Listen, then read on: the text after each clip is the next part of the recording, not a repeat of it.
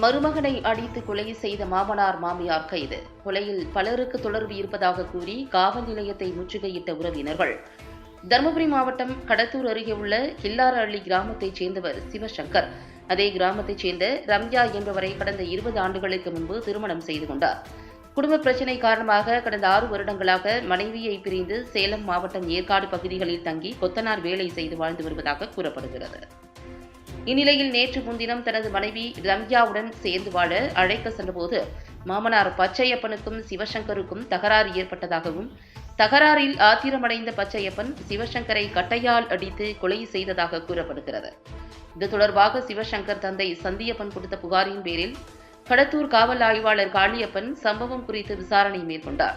விசாரணையில் பச்சையப்பன், அவரது மனைவி கவிதா இருவரும் மருமகன் சிவசங்கர் என்பவரை கொலை செய்ததாக காவல்துறையினர் வழக்கு பதிந்து கைது செய்தனர். தன்னுடைய மகன் கொலை வழக்கில் மேலும் பலருக்கு தொடர்பு இருப்பதாக கூறி சிவசங்கர் உறவினர்கள் கடத்தூர் காவல் நிலையத்தை முற்றுகையிட்டதால் பரபரப்பு ஏற்பட்டது. மருமகனை மாமனார் மாமியார் இருவரும் சேர்ந்து கொலை செய்ததாக கூறப்படும் இந்த சம்பவம் அந்த பகுதியில் பெரும் பரபரப்பை ஏற்படுத்தியுள்ளது.